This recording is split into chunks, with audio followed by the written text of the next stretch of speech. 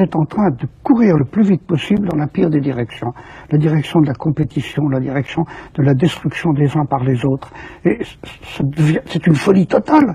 Pourquoi est-ce que personne ne nous le dit? Moi, ce qui me semble, par exemple, monstrueux, c'est de penser que l'on a pris comme moteur de notre société occidentale la compétition. Il faut être meilleur que l'autre, il faut passer devant l'autre. Mais songeons à ce que on évoquait tout à l'heure, pour devenir moi, j'ai besoin du regard de l'autre. J'ai besoin de tisser des liens avec lui.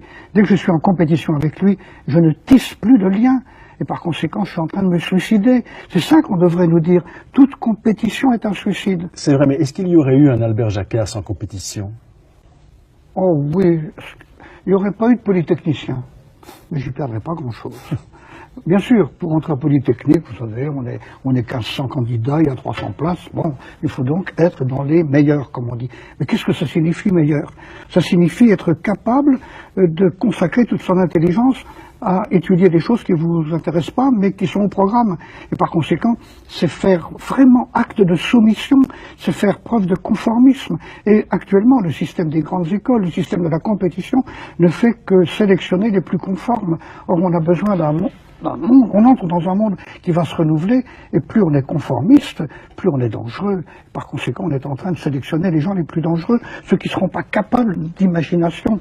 Non, ce qu'il y a de meilleur en Albert Jacquard, c'est quelque chose de bon, ça ne m'est pas venu de là, ça m'est venu des regards que j'ai acceptés, non pas des compétitions que j'aurais gagnées, sûrement pas. Or là, on est en train de se fourvoyer complètement. Bon, je voyais ça quand j'étais prof en première année de médecine. Vous savez, en première année de médecine, j'avais devant moi 400 élèves et on savait qu'il y en avait que 100 ou 120 qui auraient le droit de passer en deuxième année.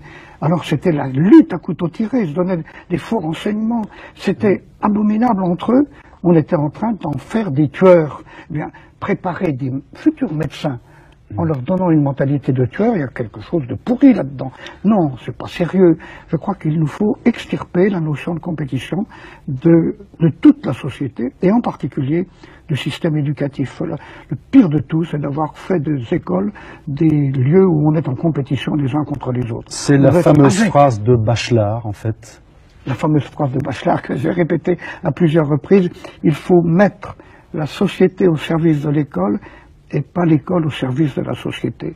Et justement, c'est en mettant l'école au service de la société qu'on organise la sélection entre les enfants et donc la compétition. C'est pas sérieux. Il nous faut dire on est au service d'intelligences qui sont en train de se construire.